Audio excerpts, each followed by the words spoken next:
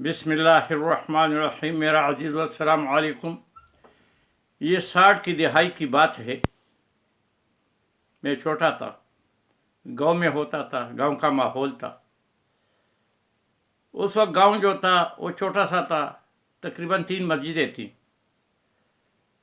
سارے گاؤں میں، آبادی بھی کم تھی، اور ایک ہی کام سب کا تھا، وہ زمینداری یعنی کسانی کرتے تھے، زراعت سے وابستہ تھے، اور بس اگر فصل بویا پھر فارغ، اور پھر حجروں میں بیٹھتے تھے، نماز پڑھ کے گھر میں کھانا کھا کے۔ نوجوان طبقہ جتنا تھا جس کی شادی نہیں ہوئی تھی، وہ ہر محلے میں جو تھا ایک بڑا بڑا حجرہ تھا، اور اس میں وہ ان کی چارپائی ہوتی تھی اور اس کی رضائی ہوتی تھی، وہاں وہ سوتے تھے، رات وہاں گزارتے تھے، کیونکہ گھروں میں جگہ نہیں تھی۔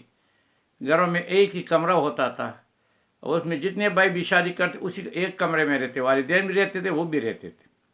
عجیب قسم کا وقت تھا، بہت انتہا درجے کی غربت تھی، نہ بجلی تھی، اور نہ اسکول تھا، نہ مدرسہ تھا، اور نہ پکا مکان تھا۔ سارے گاؤں میں اینٹوں والا جو مکان ہے، ہمارے اس وقت ایک ہی تھا، وہ بھی گارے میں اینٹ لگی تھی، جو ابھی جو ہے ویران کر کے نہیں ہے۔ تو بہت غربت کا زمانہ تھا۔ تو حجرے میں وہ بیٹھ کر کے جب نماز پڑھتے عشاء کی تو جاتے تھے حجروں میں، ہم بچے تھے، ہم بھی جاتے دیکھتے۔ تو ایک رباب جو تھا وہ لٹکا ہوا ہوتا تھا، اور ایک وہ مٹکا ہوتا تھا، بس یہ انٹرٹینمنٹ تھی ان کی۔ رات کے وقت جب وہ نماز کے بعد آرام کرتے تو پھر وہ لمبی چوڑی رات تھی، وہ کیا کرتے، کوئی کام تو تھا نہیں اس وقت، تو بس وہ شروع ہو جاتے اس کو ایک بجانا اپنی طرف سے، اور اس کو اپنے زبان میں اپنے گانے بجائے، جو جس کو لوک گیت کہتے ہیں، وہی وہ گاتے تھے رات کے 11 12 1 بجے تک، اور پھر وہ ادھر ہی سو جاتے تھے۔ اور یہ مردوں کا انٹرٹینمنٹ تھا۔ وہاں کام جو تھا وہ بھی شراکت سے ہوتا تھا۔ اگر وہ گانی جس کو بیلنا کہتے ہیں، زیادہ تر وہ جو گڑ بناتے تھے، وہ ایک دوسرے کی مدد سے ہوتا تھا سب کچھ، پیسوں والی بات کوئی نہیں تھی۔ تو اس طرح ہل چلانا وہ بھی ایسا ہوتا تھا، سارا کام ایک دوسرے کے ساتھ شراکت سے اور مدد سے ہوتا تھا، سب ایک دوسرے کی شراکت میں کام کرتے تھے۔ ہر آدمی کا جو تھا 2 بیل ہوتے تھے، ایک بیل گاڑی ہوتی تھی۔ بہرحال میرے والد صاحب جو تھے وہ عالم تھے، اور جو سب سے محلے کا جو سب سے بالکل گاؤں کا سب سے بڑا مسجد تھا، اس مسجد کے پیش امام تھے۔ تو یہ تو مردوں کا انٹرٹینمنٹ کا کوئی ذریعہ ہوا، عورتوں کے لیے کچھ نہیں تھا۔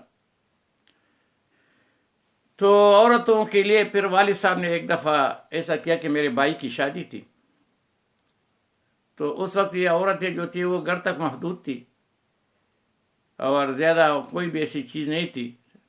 تو ہر گھر میں 20 22 25 سال کے بعد شادی آتی ہے۔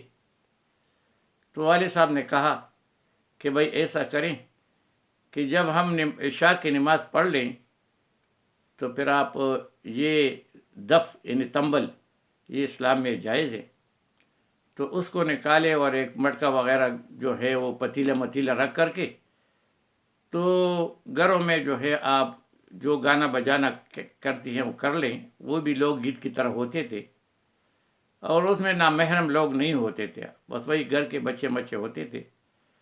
تو اس نے کہا کہ نماز کے بعد شروع کرو، اور صبح کے اذان سے پہلے پہلے اس کو مکانا ہے۔ وہ جلدی مکاتے تھے۔ تو یہ شادی کا ترتیب تھا۔ ہر گھر میں تو تقریباً 1 2 4 گھروں میں جو تھا وہ دف ہوتا تھا۔ دف جو ہے تنبل کو کہتے ہیں، اور یہ سوات سے لاتے تھے، پیر بابا سے لاتے تھے۔ عید کے بعد لوگ نوجوان لوگ جو تھے وہ پیر بابا جاتے تھے، وہاں دف جو ہے وہ ملتے تھے، اور پھر لے کے آتے تھے۔ وہ سارا گاؤں میں وہ دف جو ہوتا شادی بیاہ میں پھرتا تھا۔ تو دف کی کہانی یہ ہے کہ رسول اللہ صلی اللہ علیہ وسلم جو تھا جب ہجرت پہ جا رہے تھے، تو مدینہ شریف والوں کو پتہ چلا کہ وہ نبی صلی اللہ علیہ وسلم ہمارے پاس آ رہے ہیں۔ کئی لوگ پہلے سے مسلمان ہو چکے تھے، ان کو بہت بڑا انتظار تھا کہ نبی ہمارے شہر میں آئیں گے۔ تو اس وقت یہ پردے کا حکم نہیں آیا تھا، تو مدینہ شریف کی عورتیں اور نوجوان لڑکیاں ان کے ہاتھوں میں دف تھے اور یہ باہر نکلی استقبال کے لیے، اور وہ شعر و شاعری جو جس کو اس وقت کے حساب سے گانا جو ہے وہ گاتی ہوئی رسول اللہ صلی اللہ علیہ وسلم سے استقبال کے لیے گئی۔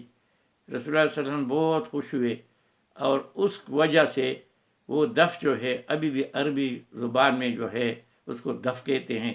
وہ ایک طرف سے کھلا ہوتا ہے، ایک طرف سے بند ہوتا ہے۔ تو عربیوں کے جو میوزک کے انسٹرومنٹ ہے، اس میں جو جس سے ہم دکڑا ہوتا ہے، دکڑے کی جگہ وہ ایسی چیز استعمال کرتے ہیں کہ ایک جگہ سے کھلا ہوتا ہے اور دوسرے سے بند ہوتا ہے، وہ بجاتے ہیں، ابھی بھی وہ بجاتے ہیں۔ تو پھر نبی صلی اللہ علیہ وسلم نے ان کو روکا نہیں، اور وہ دف جو ہے ابھی تک وہاں جاری ہے۔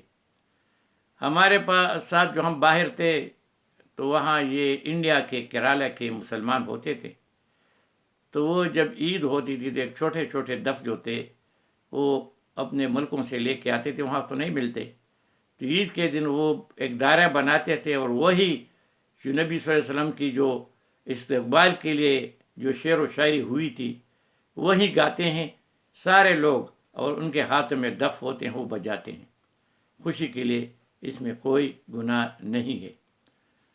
تو ہمارے وقتوں میں جس وقت میں یہ بات کر رہا ہوں نہ بجلی تھی اور نہ ریڈیو تھا، ٹی وی تک کا تو کسی نے سنا بھی نہیں تھا، نہ موبائل تھا، نہ ٹیلی فون تھا، نہ مدرسہ تھا، نہ اسکول تھا، کچھ بھی نہیں تھا۔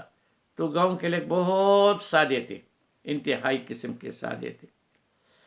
تو والد صاحب نے یہ ترتیب نکالا تھا، تو پھر مختلف گھروں میں جس گھر میں بھی شادی ہوتی تھی تو عورتیں جو تھی وہ دف بجاتی تھی، اور محرم کے سامنے بس، اور نہ محرم وہاں نہیں جاتے تھے، اور عورتیں جو تھی وہ اپنے انٹرٹینمنٹ کرتی تھی۔ تو یہ اس وقت کی بات میں نے اس لیے بتائی کہ یہ عورتیں جو ہے اس کو اگر تھوڑی بہت وہ خوشی کا اظہار کرے، اللہ نے ان میں یہ مادہ رکھا ہے تو ان کو زیادہ پابندی نہیں ہونی چاہیے۔ یہ بھی انسان ہے، یہ بھی دنیا میں رہتے ہیں، ان کا بھی کچھ حق ہے، تو اس کے حق تلفی نہ کی جائے، اور اس کو چھوٹی چھوٹی چیزوں پہ روکا نہ جائے۔ تو جب اس کی ضروریات گھر میں پوری ہوگی تو وہ باہر کیوں جائیں گی؟ وما علینا الا البلاغ۔